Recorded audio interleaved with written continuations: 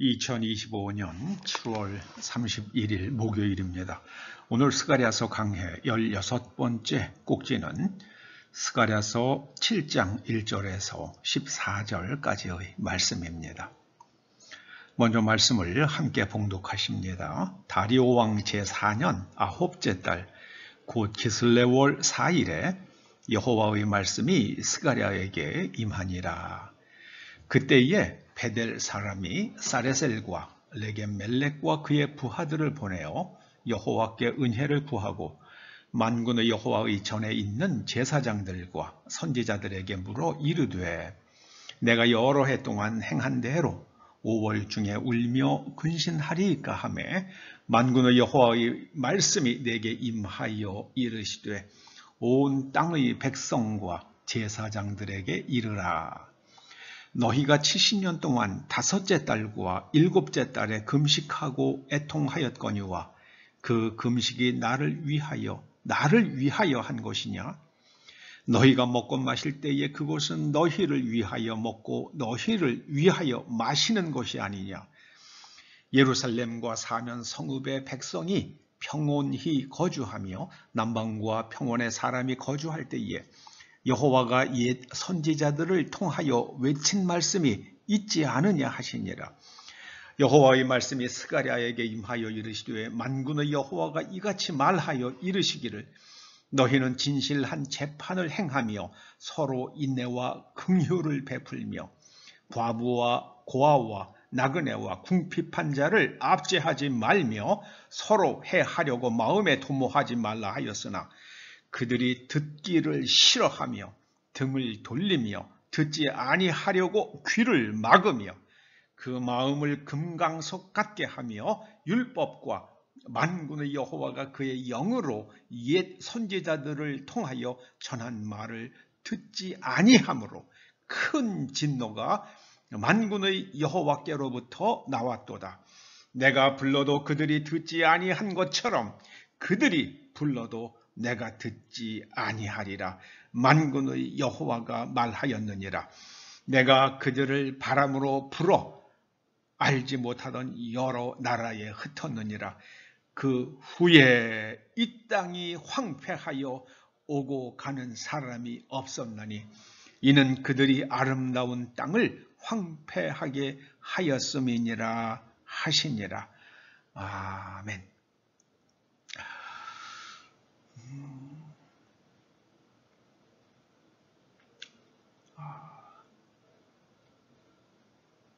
사람들은 종교적 계율에 따른 종교 행위로 인하여 하나님을 기쁘시게 할 수 있다고 착각합니다. 종교적 계율은 지켜야 합니다. 그러나 그 계율을 지킨다는 그 자체가 하나님께는 그렇게 중요한 의미가 없습니다. 오늘 9절 말씀이요. 너희는 진실한 재판을 행하며 서로 인내와 긍휼을 베풀며 과부와 고아와 나그네와 궁핍한 자를 압제하지 말며 서로 해하려고 마음에 도모하지 말라. 이렇게 말씀하셨는데 남왕국이나 북왕국이나 이렇게 살지 않았습니다. 번제를 드렸어요. 화목제물도 드렸어요. 안식일을 지켰습니다. 그러나 그들의 삶과 그들의 마음 상태는 하나님의 말씀으로부터 심히 멀었습니다. 저는 대한민국을 관찰하면서 너무 가슴 아픈 게 뭐냐면요. 우리나라에서는 말만 잘하면 돼요. 제가 싫어하는 말 중에 하나가 말 한마디로 천냥빚을 갚는다. 말 잘해야 되죠. 상대방 마음 상하게 말할 이유가 하나도 없습니다. 그러나 말만 잘하는 것은 아무 의미가 없습니다. 말 한마디로 천냥빚을 갚는다. 이런 속담이 있는가 하면요. 거기에 한술 덧뜨는 속담도 있잖아요. 돈 많은 사위보다 말 잘하는 사위를 얻으라. 사위가 와서 말을 갖다가 뭐 곰살 맞게 하고 뭐 그러면은 귀야 즐겁죠. 그런데 어느 날 그 사위가 와가지고 장인어른, 장모님 여기 담보 좀 제공해 주십시오. 말을 번지르르 하게 하고 나서요. 담보 좀 제공해 주십시오.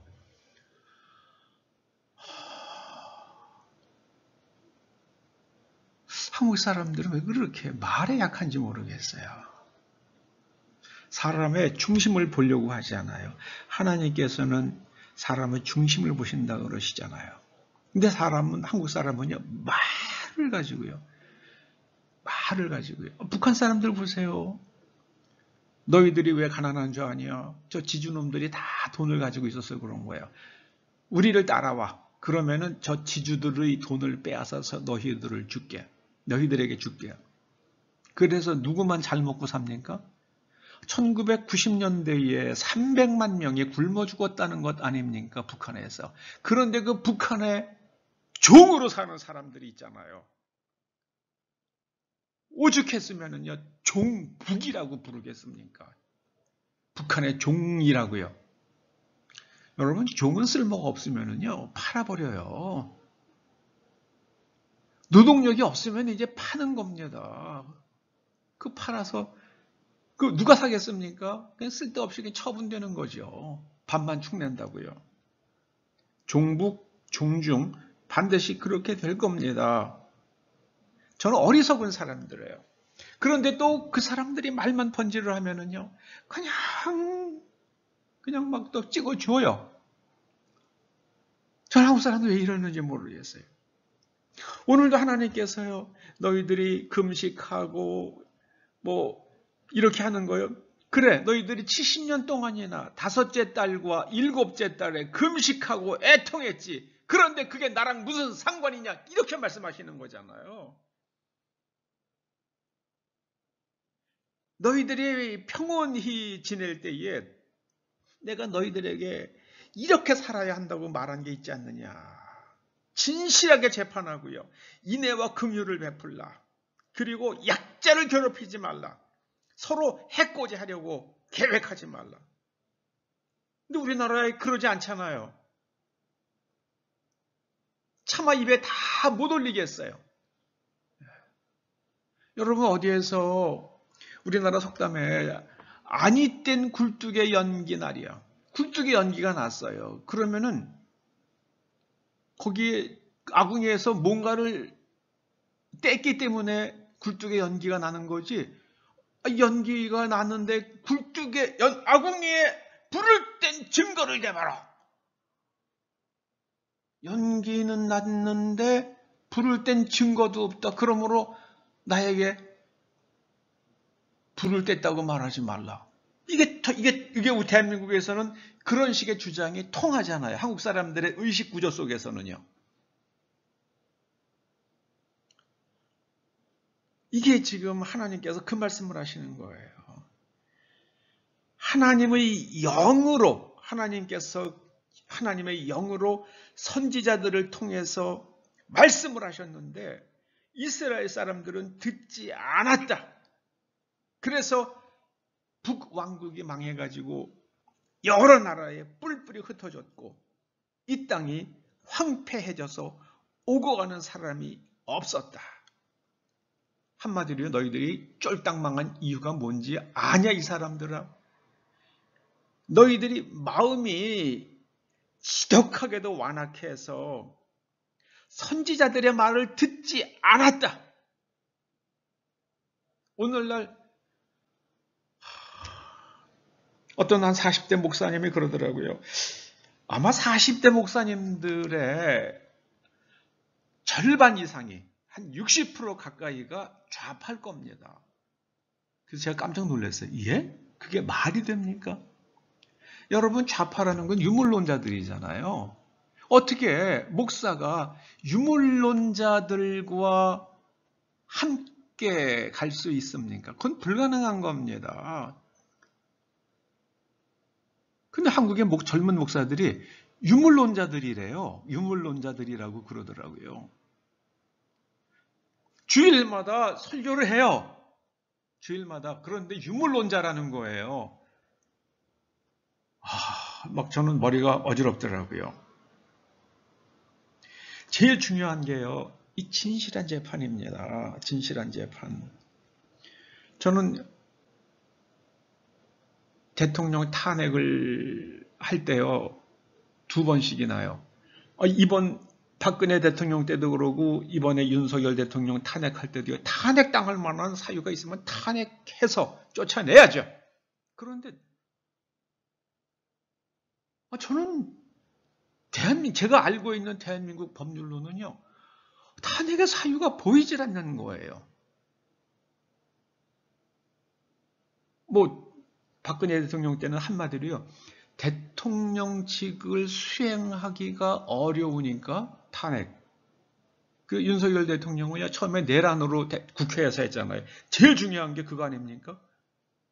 근데 그걸 싹 빠지고 대통령을 갖다가 탄핵했잖아요. 저 어질어질 하더라고요. 저는 예전에는 판결문을 읽을 줄도 몰랐어요. 그러나 많은 어려움을 겪으면서 이제 비로소 판결문은 어떻게 쓰여져야 되는지를 이제 조금 알 것 같아요. 근데 그런 게 그 중요한 국민이 선택한 대통령을 탄핵하는데요. 그 내용이 엉성한 거예요. 엉성한 거예요. 그냥 막 억지로 갖다가 꽤 맞추는 것처럼 보이는 거예요. 제 눈에는. 저도 대학원을 2개나 나왔어요. 글을 읽을 줄 안단 말이에요. 여러분도 판결문 찾아서 읽어보시라고요. 꼼꼼하게.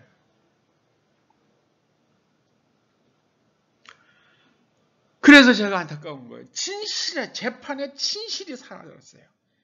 인애와 긍휼을 베풀라 그러셨는데 인애와 긍휼을 베풀질 않아요.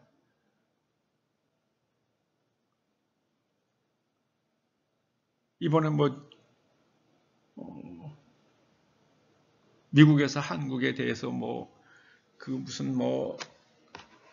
FTA 이런 거 다 그냥 소용없고 관세 25% 때린다 50% 때린다 그러니까는 몇천억 달러를 갖다 투자하겠다고요. 이제 그 돈 갖다가 우리나라 기업들이 미국에 투자하면 한국에는요 투자할 돈 없죠.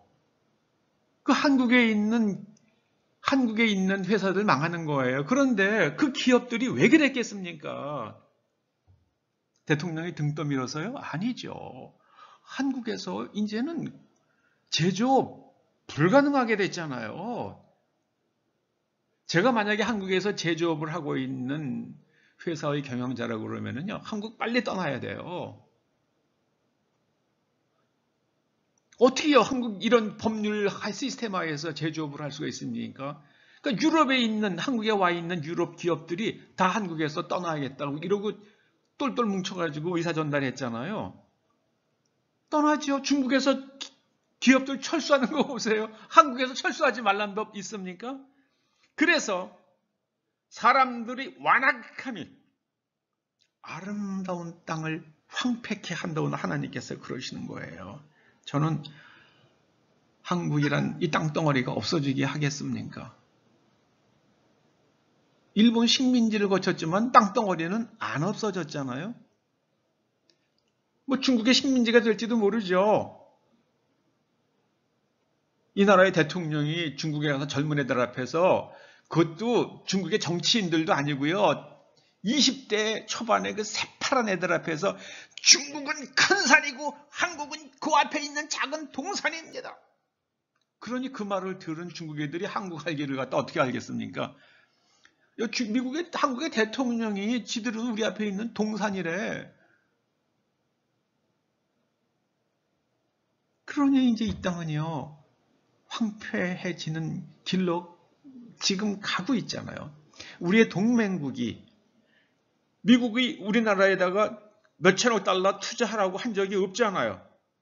그런데 지가 투자를 하겠다고 그러는 거 아닙니까? 저는 2가지를 봅니다. 기업들이 한국을 떠나고 싶은 거예요. 가장 중요한 기업들이요. 그리고 그렇게 해서라도 자기의 자리를 갖다가 지켜야겠다는 사람이 있는 거예요. 이제는 한국 국민들의 그 답답한 본질을 알려고 하지 않는 생각의 게으름, 그것으로 인해서 이 땅은 굉장히 어려워질 겁니다. 심하게 어려워질 겁니다. IMF는 게임도 안 되게 어려워지는 시간이 올지도 모릅니다. 그건 이미 몇 달 전부터, 한 1년 전부터 경고한 사람들이 있었어요. 그렇게 될 겁니다. 그래서 슬퍼요. 우울해요. 여러분이라도, 여러분 다니엘과 요셉은 그 어려운 가운데서도 하나님을 따랐을 때에 하나님께서 그들을 높여주셨습니다. 전쟁 포로로 끌려갔으나 높은 자리에 이르는 다니엘을 기억하시면서 이런 상황 속에서도 하나님의 말씀대로 살아서 하나님의 보호하심과 높여주심과 그리고 가족과 함께 저녁에 눕고 편하게 밥을 먹을 수 있는 삶의 여건을 지탱시켜 주실 것을 믿고 하나님의 말씀대로 사시는 저와 여러분 우리의 자손들 될 수 있기를 간절히 소원합니다. 아름다운 땅이었는데요. 황폐해질까 심히 두렵습니다. 기업들이 다 떠나가잖아요. 밥그릇을 외국에다가 뺏길지라도 내가 노조위원장만 하면 관계없어 라고 말하는 사람들, 그들이 나중에 장관도 하잖아요. 슬퍼요. 기도하시겠습니다. 사람의 완악함이 아름다운 땅을 황폐케 한다고 경고하신 말씀을 듣고 한국의 교회들 그리고 대한민국의 앞날과 우리의 자손들의 앞날이 걱정이 됩니다. 오직 하나님께서 불쌍히 여겨주시기를 간절히 바라고 원하오며 예수님의 이름으로 기도드립니다. 아멘.